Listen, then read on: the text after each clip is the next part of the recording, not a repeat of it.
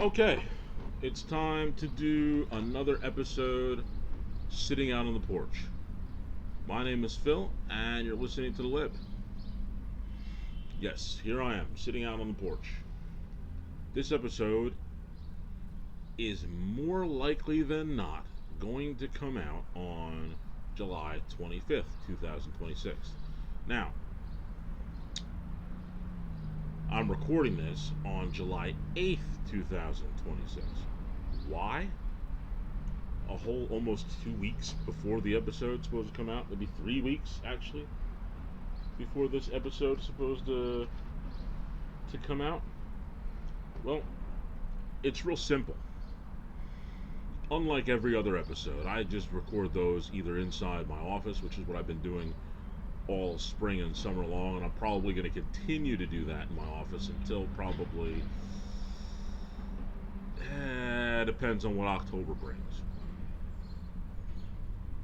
And at that point, I'll probably be doing them in the living room again, which is probably pretty cool. Just easier sometimes, especially when it gets closer to the colder winter months. I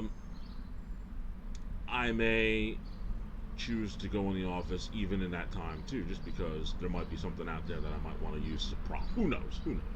But when I came up with the idea of doing this series over the summer of sitting on the porch, I knew that there was one thing that absolutely had to happen, and that was I wanted to be outside on the porch and enjoy the weather. Now, of course, I made a pact to myself to make sure that, as long as weather permitted, to come out every day during the summer for at least an hour to get that vitamin D and enjoy the weather and just enjoy it. I mean, even if it's really hot, it still feels good on you when you're outside. I mean, I am definitely a summer person. I used to be a winter person. Yes, there was many years ago, some 20 years ago, I actually was one of those crazy people who wore shorts in the winter. I just did. That's what I used to do.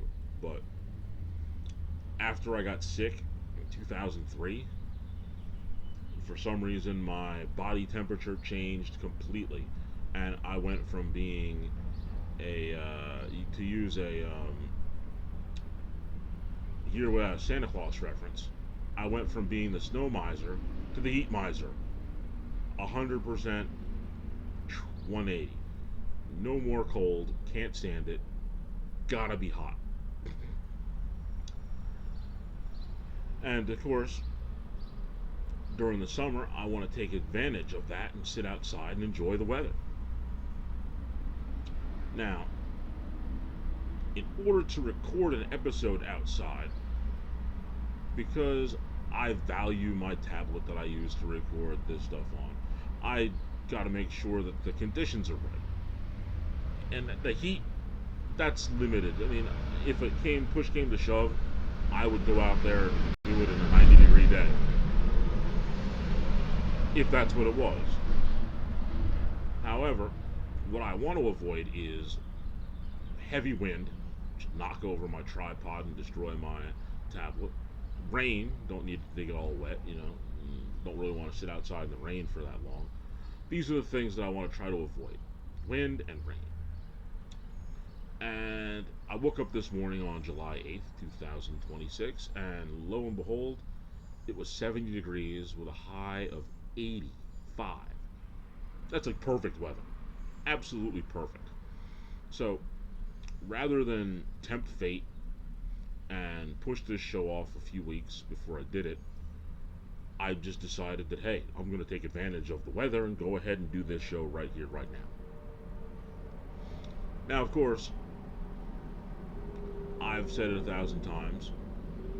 There have been episodes that I have told you that I was going to switch, and then there's episodes that I just switch because I felt that it was more pressing for me to do the show sooner rather than later. Now, when it comes to this, in the month of July, there were two shows that I could not replace at all. There's no way. Now, knowing that July actually had 1, 2, 3, 4, it has 4 Saturdays in July, which is a good thing for my show. It makes it nice and even. And Of those four, two of those days were completely locked in. There's nothing else I could do except for the show that was scheduled for those days, because the two Saturdays that were locked in place, as you hear this episode now, which is going to either most likely be the 25th, but it could be the 28th.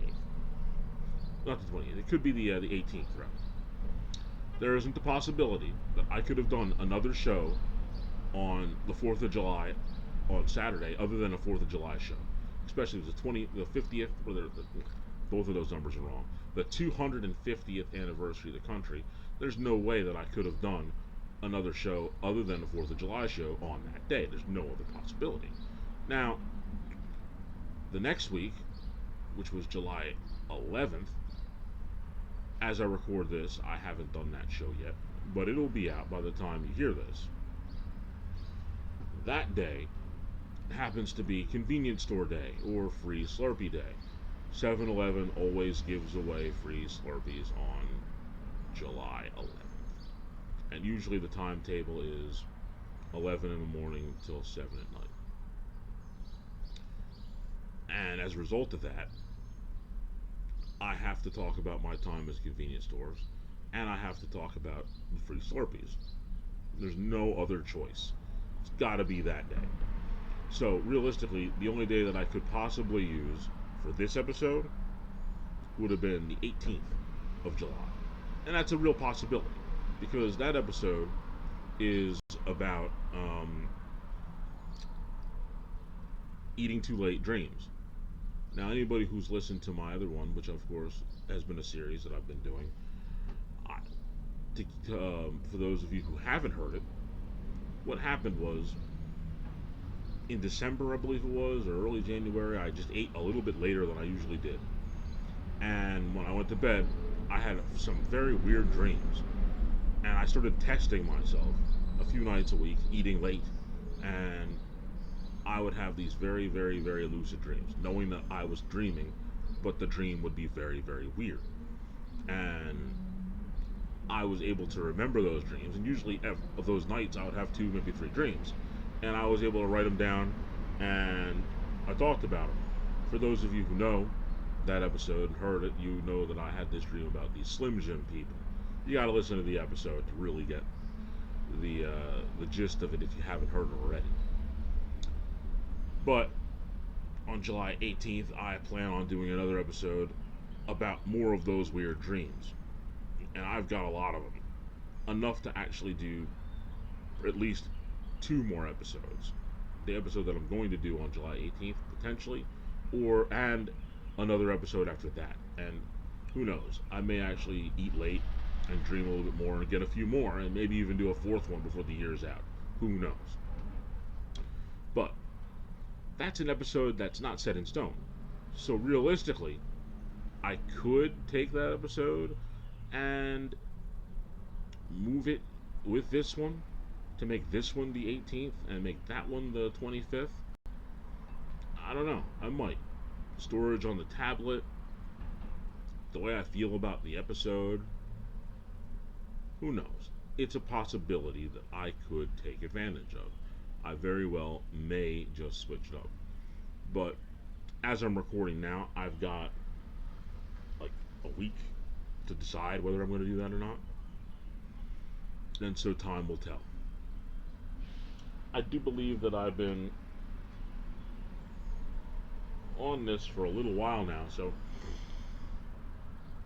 I think it's time to ring the bell and go to the main event here. So, I'm on the porch, and I'm looking and I'm watching and I'm waiting. This is one of the most fun things to do. As I said before on the other episode, I'm sitting in the judgment seat, looking down on all those who walk by, watching them, judging them. And as I'm doing that on this really nice afternoon, early afternoon, like I said, it's maybe 80 degrees right now. A little bit of wind, not enough that's going to knock over my tablet and make me lose my mind, but enough to make it pretty interesting. And I'm just looking around and seeing what's going on. Now, typically, people would be like, how boring is that? How are you supposed to do a show just sitting on your steps, on your porch? Well, turns out, I am that old man who's yelling at the clouds sometimes. I'm that guy who says, stay off my lawn. But of course, while I'm here, I can look around and I can see a lot of things. When you watch the world go by, it's rather interesting. And that's what I'm doing. Just sort of watching the world go by. Now, on this corner lot that I sit on, that I live on, I can tell you that there's a lot of fun things that happen because there's a major road to my right, and there's very easy access to two other major roads if you go to the left. Now, because of that, even though this is what we would think is a relatively nice, moderate neighborhood, there's a lot of through traffic. And because of all this through traffic, there are some very interesting things that one can see. For example, on the corner that is directly across the street, there's a drugstore. And at that corner, there could be a sneaky little blind spot. And from time to time, when I sit here, you can see cars get ready to make either a left or a right. And they've got a stop sign. Now, the traffic that moves parallel to my house doesn't have a stop sign.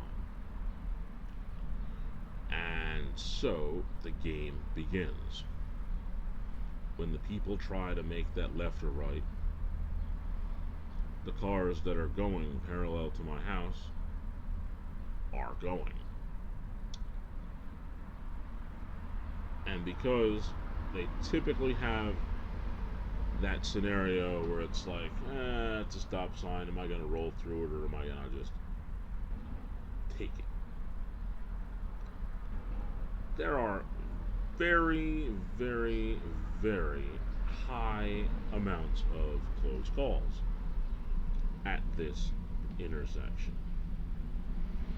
And then what makes it even more fun is the fact that the people who do run parallel can either turn left or right themselves.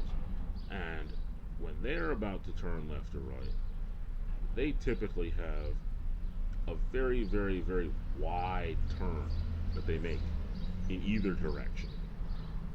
And because they take such a wide turn, if there is a car across the street and that car decides to try to go as they're turning, it could make for some very hairy situations. Or in my case, or the way I figure it, oh, look at this one. Oh my goodness. This person actually just turned so wide that they ended up in the other lane. Now, if there was a car there, they clearly would have hit that car. And now another car is leaving. They went the other way, so they didn't have to go near it. But that's just what happens. You need to make that turn a little bit tighter so that you can reasonably expect not to run into anybody. But people don't. And it makes for entertaining watching to see if somebody's going to get into an accident. Now, to their credit, in the near 6 years that I've lived here, I've only seen,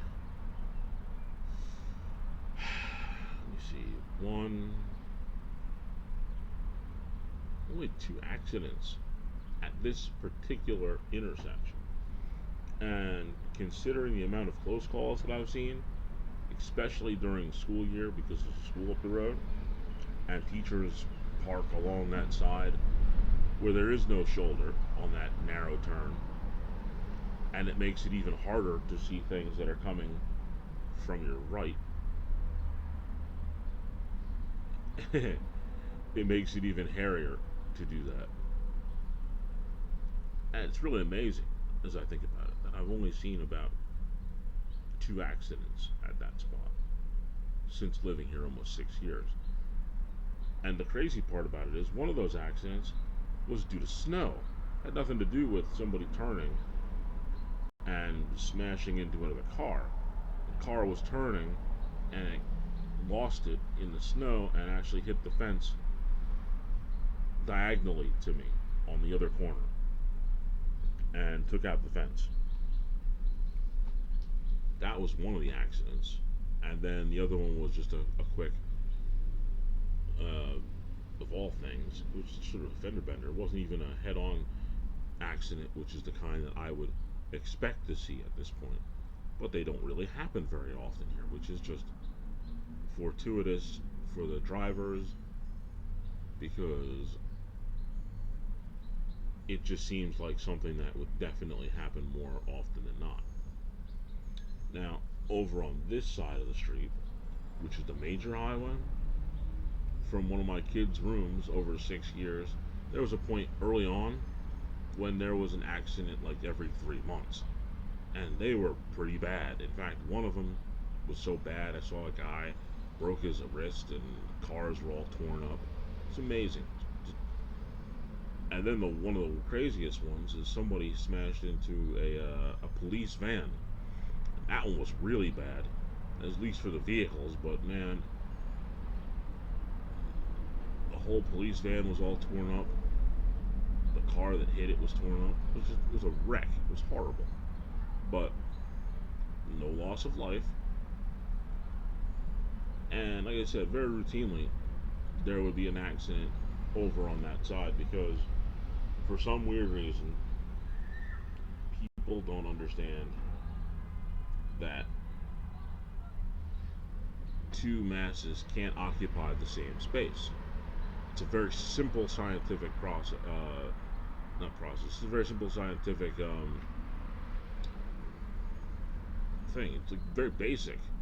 Two masses cannot occupy the same space, and for some reason they just feel that it's something that they want to do, and very regularly they do, or at least they attempt to, and they discover that it doesn't work the way they thought it was going to. Bang. I don't know. Very, very strange how people do stuff like that. But that's what they do. Now, as I'm staring here, we've got what we got going on. Some kids with the electric stuff. That's crazy to me. Electric scooters, electric bikes, weird stuff. I remember when I was a kid, we had to actually manually pedal everything. There was no electric scooters, no electric bikes, none of that crazy stuff. Just manual. But it seems like all the kids have electric stuff now. All of them. And I think to myself,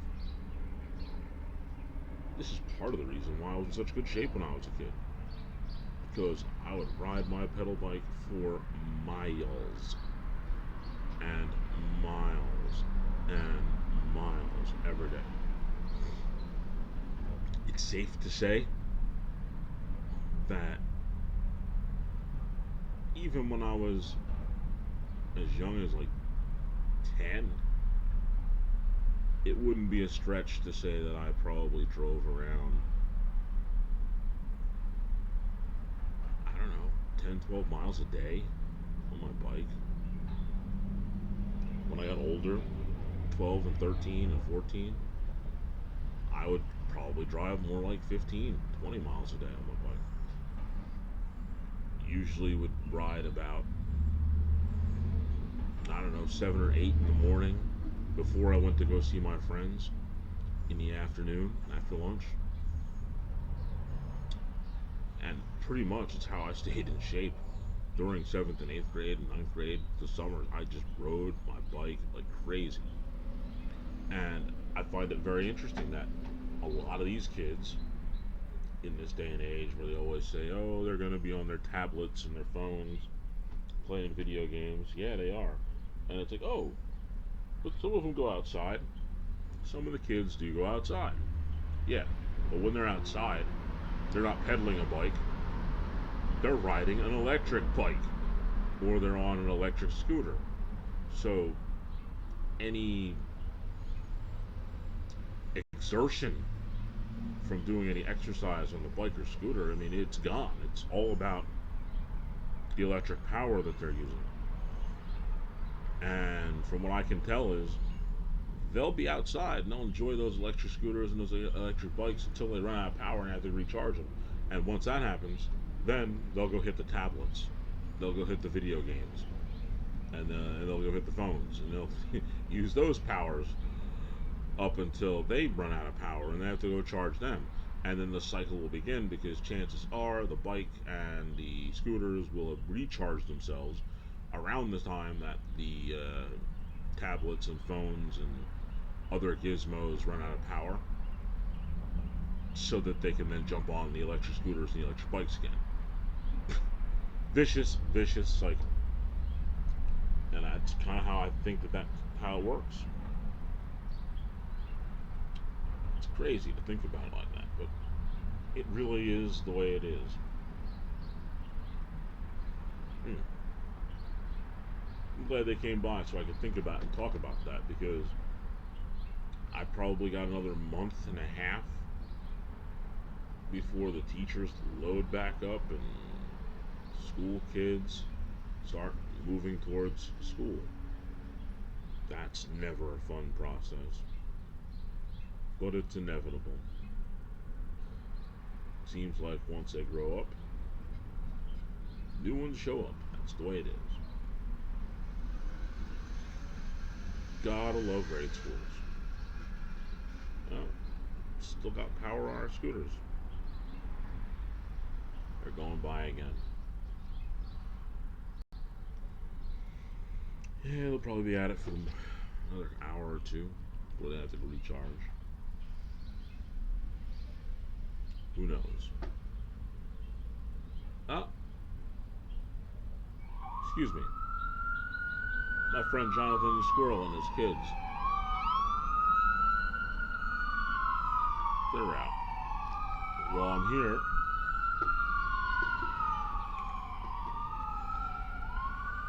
gotta give them some nuts.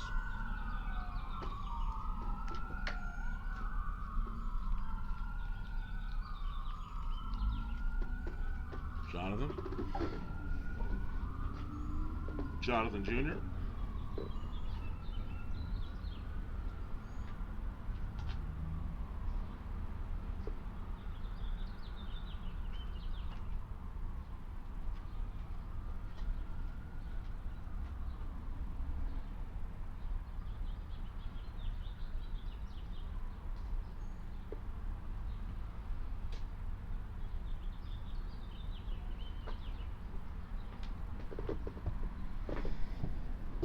Okay. Gave Jonathan Jr. and his children and Jonathan some nuts. Always try to keep a container of peanuts around for Jonathan and his kids. I believe I talked to you about them.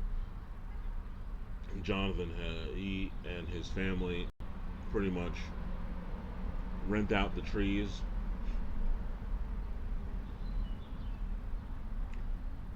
on my property to the birds, and I try to make sure to give him some nuts. But I don't do it every day. And I think that's really important not to give them nuts every day. A very simple reason because, well, if they look around and they're finding the peanuts that I throw at them, and they're out there every day, and there's peanuts, and there's peanuts, and there's peanuts, and there's peanuts, what ends up happening is they will then lose their natural instinct to go hunt for nuts because they'll just be like, well, There's nuts here. We don't have to go looking for them. And as a result of that, they might end up becoming dependent on the nuts that I give them. And I don't want that to happen. I want them to be able to continue to forage for their own nuts. But it's also good that every once in a while they can go pick up and have a few extra ones, the ones that I give them. Not that they're dependent on them, but it's something for them to have on the side. And I think that that's good for them too. Not to mention the other day when I threw out some nuts, I saw that it's not even just Jonathan and his family who go after the nuts. There was a blue jay who flew by and he picked up one of the nuts that I threw. So even the birds will eat some of them too. So everybody wins. Everybody wins. What's going on now?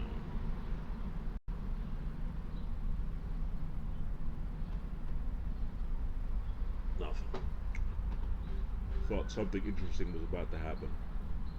But of course, that is not the case. Not right now, anyway.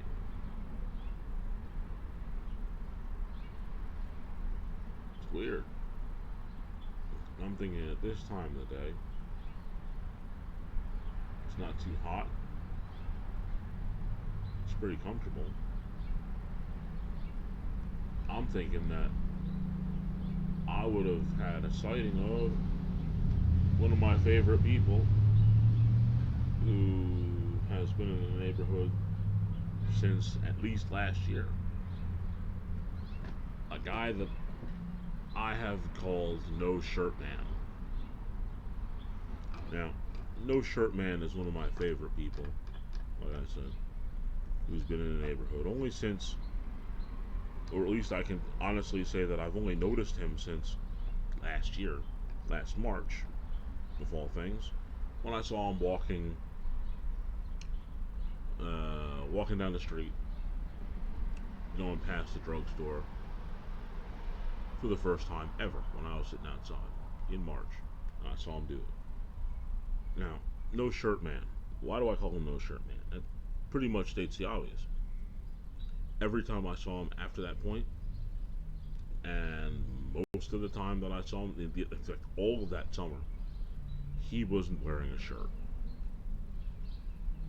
And it started in March. So from March all the way over, a blue jay just came and took one of the nuts that I threw. Ha! A little impromptu, but the blue jay took a nut. But now, back to No Shirt Man. That's what the beauty is of sitting on the porch. You see stuff like that. And that's kind of what I was hoping for. But, back to No Shirt Man. He was walking around without a shirt on in March, and last March wasn't the warmest. March of 2025. And I saw him without a shirt the entire time. Never had one on all summer long. And I'd be driving down sometimes, going to the store, and I'd still see him walking down the street and just be smoking a cigarette and what I believe would be talking on the phone. And I stress what I believe was talking on the phone. Turns out that over the winter I'd still see No Shirt Man, but he'd actually finally be wearing a coat. And I was glad of that because I was a little nervous that No Shirt Man was going to be walking around in the months of like November, December, or January without a shirt. Then I'd be a little bit more nervous. Turns out that I am definitely a little bit leery of No Shirt Man still. Because this year I saw No Shirt Man for the first time without a shirt on. I think it was in April, early April this year. And this is when I knew that maybe I definitely should keep an eye on No Shirt Man. because as he was walking by on this moderately, I'm going to say it wasn't cold, it wasn't hot, it was average day. No Shirt Man was walking, and then he started screaming. And I started looking over at No Shirt Man as he was turning the corner around my house. He was screaming. And he started screaming, and I was like, In my mind, I was thinking to myself, is No Shirt Man feeling okay? And it turns out that No Shirt Man was looking up into the heavens, and his hands were in the air like this. Sorry, I can't lift my arm up. My shoulder's a little bit off today. Gotta get that looked at. But he had his arms up just like that as he was looking up, and he was saying, "Leave me alone, leave me alone," at the top of his lungs. Leave me alone. It was at that moment I knew that I needed to keep an eye on No Shirt Man, because clearly he wasn't right. And from that moment on, and that was, like I said, April of this year, 2026, that every time I saw No Shirt Man, whether he was walking and talking, or when I would go out to the main road over on this direction over here, and I would see him in the neighborhood, sometimes he would just be laying in a driveway, and it would be a different driveway sometimes, which made me question a lot about No Shirt Man. At that point, I knew that, well, maybe I gotta keep an eye on this guy because he may not be all there. And I've been looking out for him today. I thought that maybe he would walk by. When's the last time I seen No Shirt Man? Didn't see him on the 4th of July. As I'm recording this, there's a really good chance there's going to be a few weeks in between the time that I'm recording this and by the time that you hear this. So there's a better than average chance that I would have seen No Shirt Man again. But like I said, the 4th of July, I don't remember seeing him. I think I remember seeing him Friday, the 3rd of July. I think I saw him go by. And it's been a little while since. But whenever I see him, I kind of stop what I'm doing and just sort of pay attention to make sure he's okay. Speaking of paying attention to somebody and making sure that they're okay, my neighbor, directly to my left over here, is a very elderly woman. I believe she's Russian. And a few years ago, her daughter came to live with her. She's got some dementia issues, and a couple of years ago, she would just leave her house and just sort of wander around the neighborhood a little bit. And I've been keeping an eye on her whenever I got a chance before her daughter moved in with her. And I always do that. Whenever I see her, I try to keep an eye on her to make sure that she's okay. But now her daughter's with her, and she's pretty much got her to a place where she's okay. But I will still keep an eye out just in case, because I don't want anything to happen to her.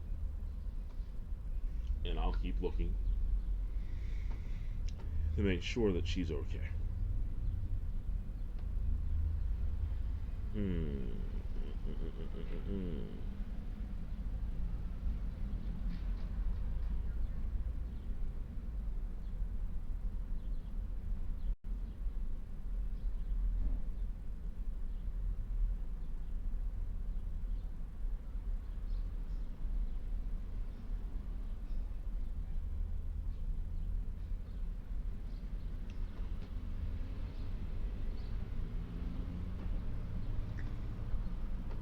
while in the process of looking around, I find that this is a really cool neighborhood. It really is. Because of characters like No Shirt Man and wow. Whew, I'm sitting here right now and I just don't remember me talking about this. I may not have. I don't know if I did. Ugh. Ah, shoulder.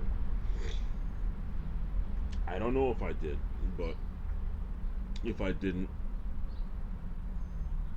I'm going to still talk about it now. Um, as I record this, again, it's July 7th, 2026. Last year, I'm definitely talk about it a bunch to a lot of different people. It seems like it's one of my favorite subjects to talk about because it really put my attention on high alert after certain areas of Philadelphia were cleaned, as they say, and certain people from Philadelphia were moved on.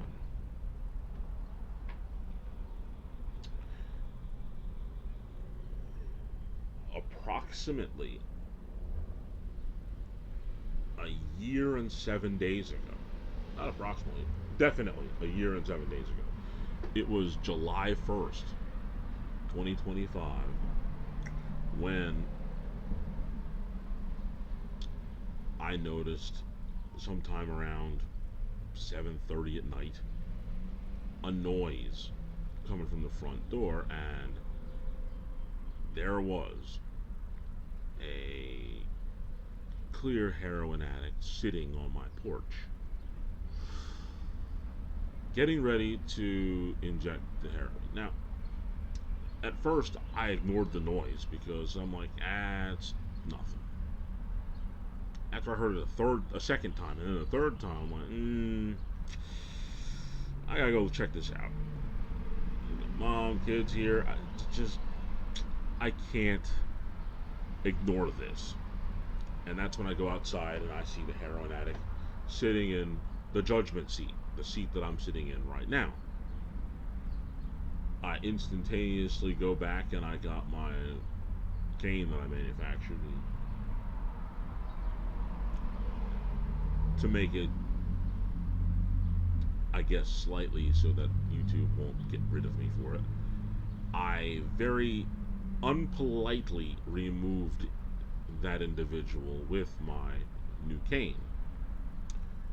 And I then removed all of his belongings that he left on my porch. Afterwards, I then grabbed some dish soap and the hose and hosed everything down because, like I said, this dude was definitely what I would call a leaner. Other people call them zombies, you know? The guys that lean so far over and they're just about to fall down, but they won't because they just don't because of the drugs that they're on. And so I wasn't going to take any chances of whatever could be passed from that guy. So I scrubbed the whole thing down. And then I went to my fence a couple days later, and that's when I found something that I didn't mention in any of the stories. And this is where I'm going to go with it. What I found probably 3 or 4 days later, after I removed that individual from the judgment seat, I discovered, hey, I'm breaking up the show just a little bit. Hey, Mr. Blue Jay. Hello.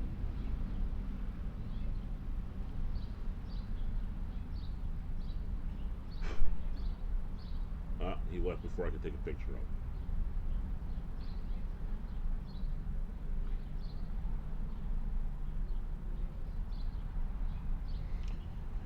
But this is a fact that I never really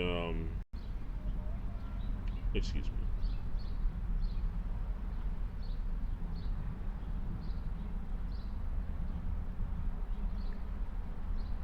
Um, this is a fact that I never mentioned.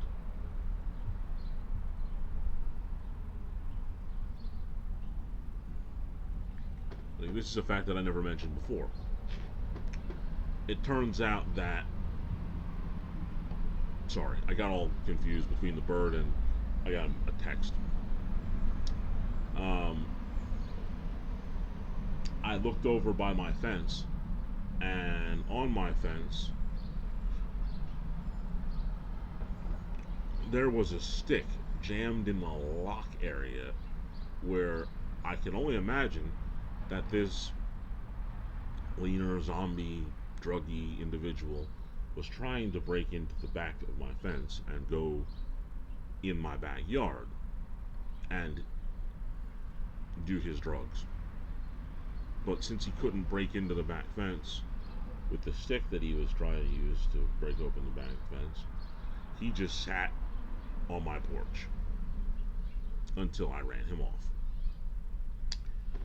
And 4 days later, like I said, it took me before I realized that that's exactly what he was doing. And my goodness,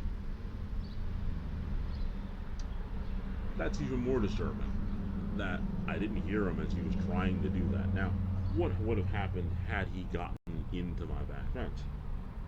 Well, let's face it, he would have probably tried to break into my office and probably tried to steal my stuff, and I'd have been very, very upset. Oh, hold on a second. Mailman's here.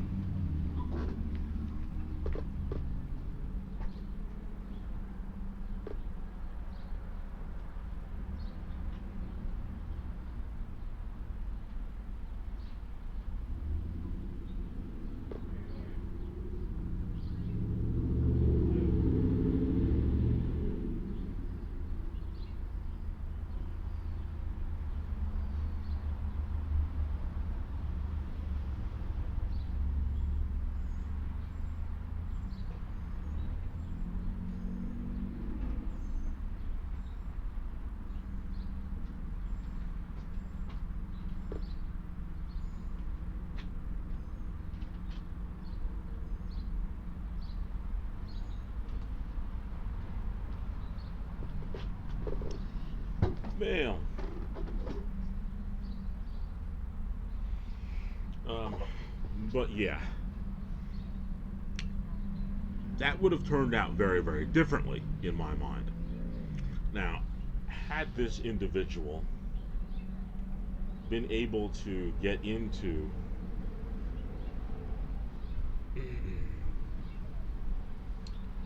my backyard, that could have been a much different situation. First of all, he might have actually had time to actually inject himself and pass out in my backyard and potentially overdose and possibly die in my backyard. Now, because it would have been late, but not too late, it was around 7:30ish that I found him on the front porch.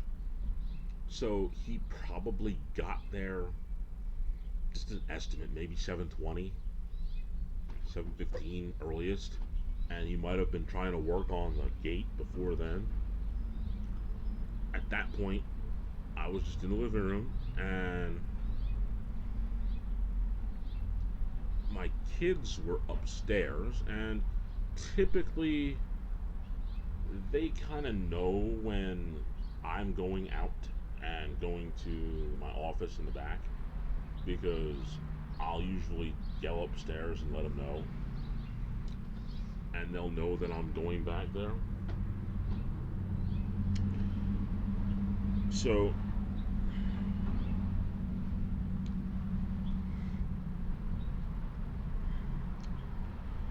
it's safe to say again, back to the phones and gizmos that these kids have today. They might have been distracted enough not to notice it, especially considering that the gate is it's far enough away in proximity versus being on the ground and the kids are on the second floor. And the main highway, like I said, is it's over on that side over here towards one of their windows. Might have been enough noise where they didn't hear anything. And it's real possible that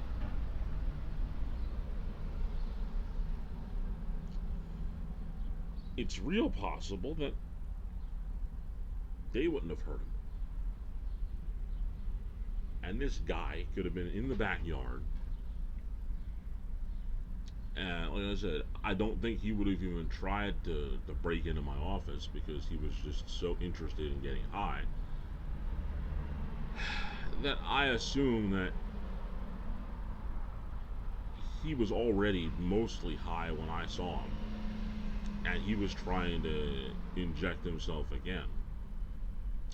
I think that I wouldn't have had to remove him had I had he gotten in my backyard. I would probably have gone outside the next day because I did, and I would have looked around and I would have saw that my fence was open, knowing that I definitely didn't open it. Walked back there, and I most likely would have seen a dead body. That's what my theory would be, because he would have OD'd. There'd have been no one to help him, and he'd have just died. And then I would have had to call the police and have an ambulance come and remove him. And I think that it would have definitely gone a way that he would not want it to go. So, for his sake, thinking about it now, the best thing that happened was that he didn't get in the backyard, and I noticed him on the porch. Now, what happened to him between that day and today, I don't know. Maybe he got off drugs. I don't know. Maybe he overdosed somewhere else that day. Who knows? But the personal important thing is that he didn't do it at my house with the kids here. That would have been a lot. And the fact that I didn't even think about that until right now, and to say anything about it, but I knew it, and I never really mentioned it until just right now that there was a strong and distinct possibility that had I not noticed him and removed him, and more so had he gotten into my backyard, that things would have ended up very, very differently for him. And definitely wouldn't have been a positive. I can certainly say that I would not have. I would not have enjoyed having to deal with that situation. But it would have been a situation that I would have had to deal with either way had he gotten in the backyard. And I'm just really glad he didn't. And the fact that I forgot to mention it, man, that just. And really, when it comes down to it, that could have been a really, really, really big deal. Now, thinking about it now, as an ambulance is driving by, that very well could have been the scene. It very well could have been. And it definitely would not have been pretty. It's amazing that I'm even thinking about this now because, like I said, it just popped in my head after seeing the bird for some weird reason. But truthfully, that could have been crazy.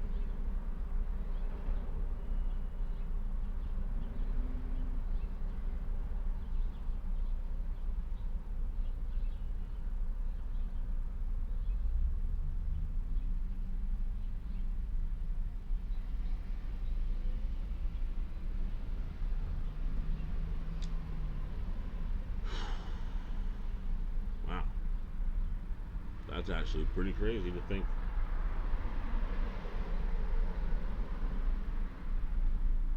Don't know how or why that didn't pop in my mind to talk about that before, but as I'm sitting on the porch in the spot where it happened, kind of makes you relive and recant that whole process, and it's just crazy to think about. Mm, it really is.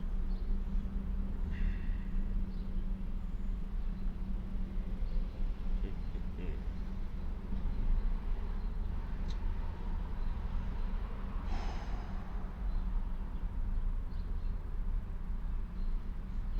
mm.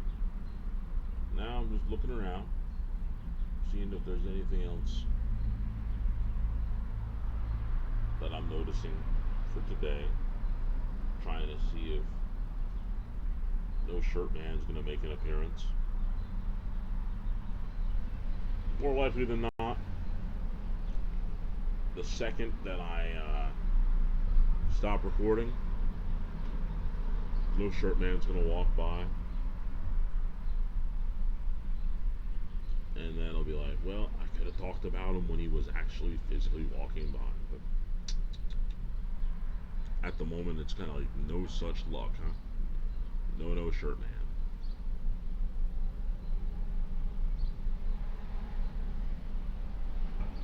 It's actually kind of a slow day as far as people walking by. I mean, just saw those kids go by on the electric scooters. One lady walked past. The mailman, he showed up. Outside of that, not too much. Oh, there it was. Car trying to go straight. Car trying to turn at that corner. Almost swapped a little paint.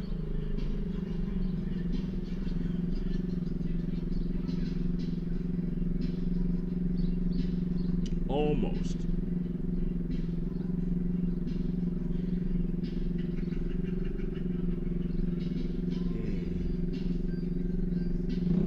Well, is there any weirdos on the other side of the house? There was earlier. One weirdo. I came outside, had to go to the store and the bank earlier today as I record this. And what do I see? Except for a weirdo with his window open, sitting next to the elderly lady's house across the street from mine with his radio blasting. And as I'm coming out, I look at him and he kind of looks at me. Then I just sort of sat in the car and I sit there and I start staring at him.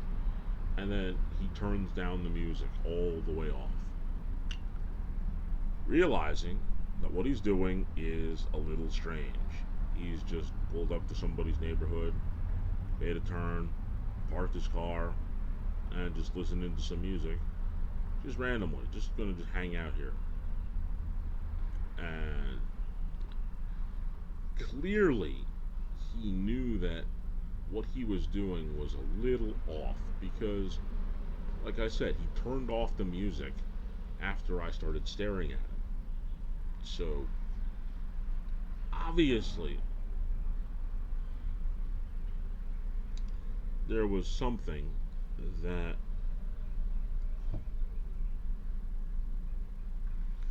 was definitely not right.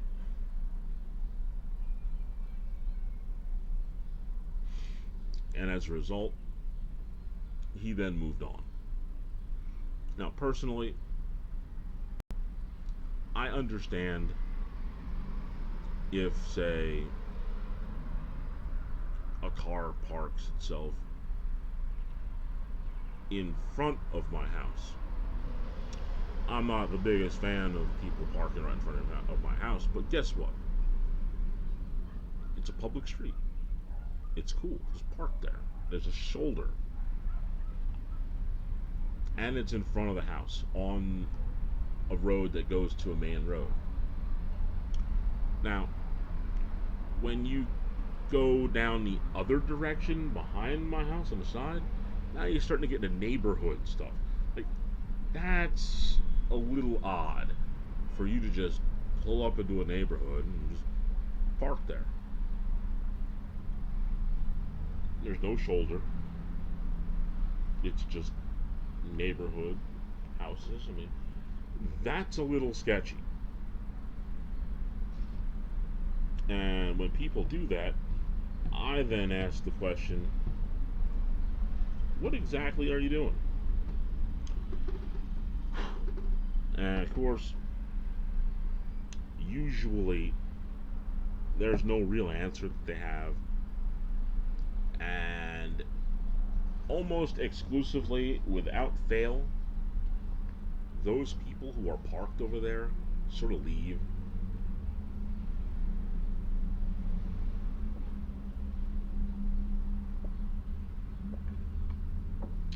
Now, what that tells me is if you're just sort of waiting to take a break or whatever you're going to do, you're going to go duck into a neighborhood and just hang out there. Like I've said, there is literally a drugstore across the street from me, and there's a whole bunch of side parking over there. If you really want to just go someplace and just chill, that might be a better place for you to do it, and you're not gonna look suspicious, for lack of a better word. And personally, when it comes to me, I kind of pay attention to that stuff. As a former corrections officer, sort of watching everybody all the time. And yes,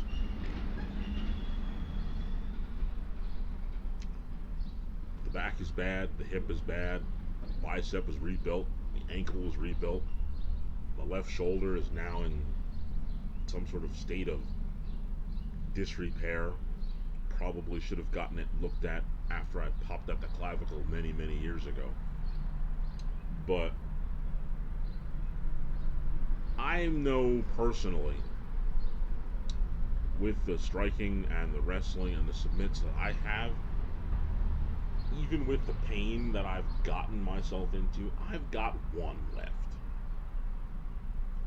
And I know that.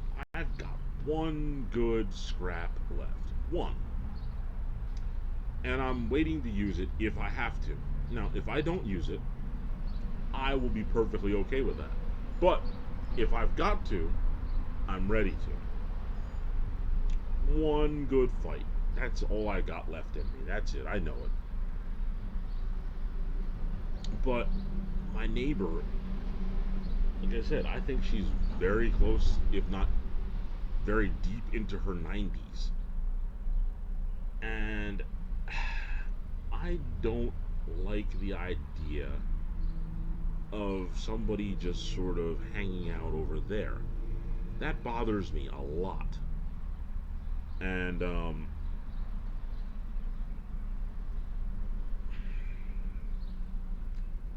because of that,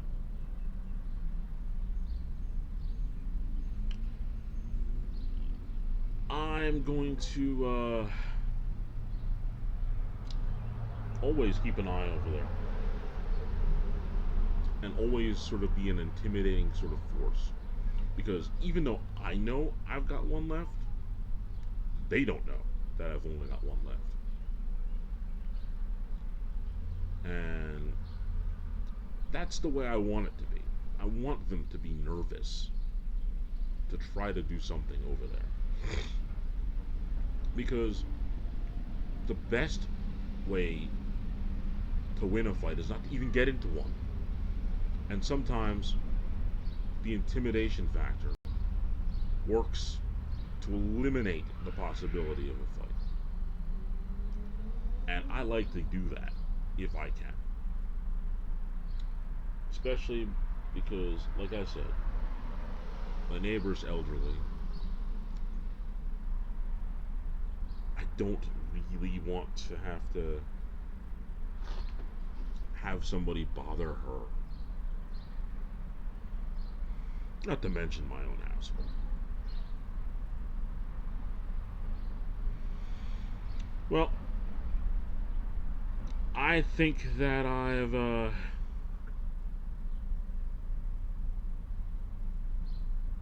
pretty much had a fun time sitting out on my porch, and I'm going to ring the bell on the main event. Now we're going to shut the show down. How are we going to do it? The way we always do it. Instagram, check me out, Philip Henderson 5102. Join us. Join us. There is always room for one more member on the LIP Facebook group. Join us. And of course, the most important part would be this YouTube channel, at Phil the Lip. Subscribe, like, be a part of it. Now, I kind of missed a spot, didn't I? And I'm going to go back to it right now. Because there's two things I need to do. Thing number one,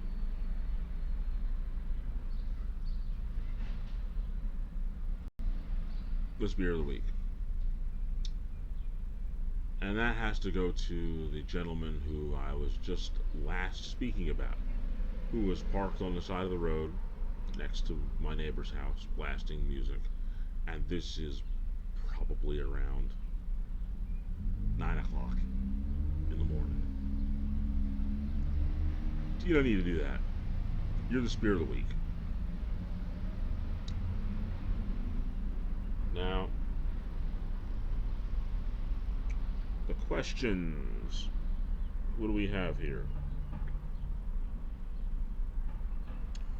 3 things that have one thing in common.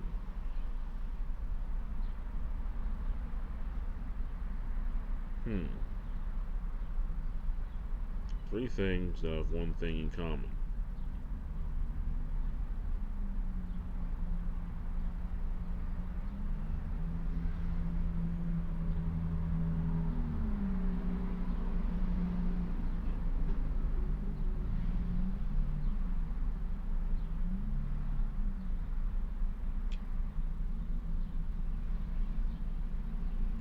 This is a good one, I think. One that's easy to get. Running target, trap, and skeet. Running target, trap, and skeet. These are all things you shoot. Shooting events. Close enough. Got that one. Now, the questions. Let's see what questions we got here. Towards the end.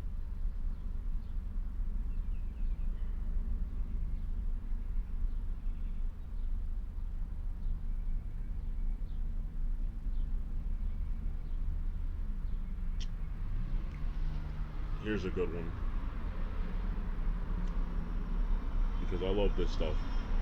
In my opinion, who was the worst dictator in all of history?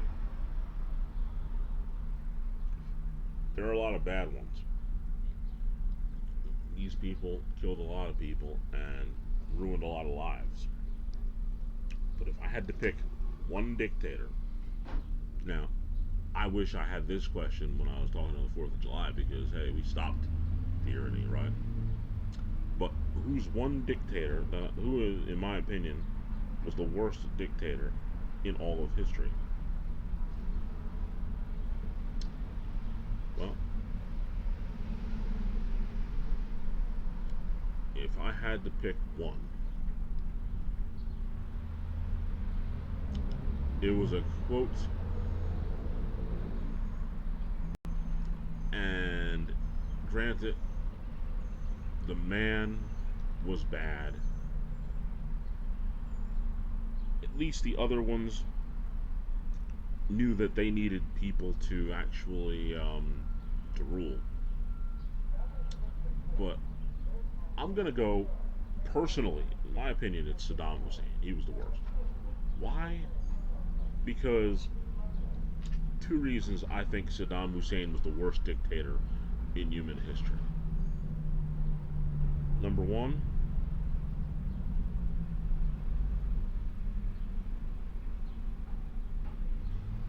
during the time when he had the Iran-Iraq war, he gassed with mustard gas his enemies and his own troops. And he just simply said, well, we can just get more troops. Had no regard for the men who were fighting for him. That's a problem. That's a real problem. As evil as the other dictators were, at least they knew that they needed their troops to support them. But he didn't care. He just, I'll get more. Just evil. And the thing that really makes my skin crawl about Saddam Hussein and his dictatorship is his legacy. Had he died and stayed in power, the next man up from Saddam Hussein would have been 10 times more evil than him. Look him up, check it out. I've done a lot of research on this guy, and the best thing that happened to humanity, it's hard to say that a human being's death was the best thing that happened to humanity, but it was. Saddam Hussein's son, Uday. Look him up. He would have been next man up had Saddam stayed in power and died. Uday would have been next. Trust me, that would have been terrible. His lineage would have been, it would have been the worst thing ever. No question. Saddam, the worst dictator in history, in all of history, because of that lineage. That is it. I mean, forget North Korea. The Uday thing. Man. Look him up. Look him up. I dare you to look up Uday Hussein and the things that he's done. Man, that guy. Well, that's the end of those. I already did the plugs, so now there's only one thing to do, and that is the words of wisdom. And the words of wisdom for me sitting on the porch are as followed. Get outside. You can listen to this show while you're outside. Get some fresh air. Enjoy it. Those are my words of wisdom. And on that note, my name is Phil, and you've just listened to The Lip.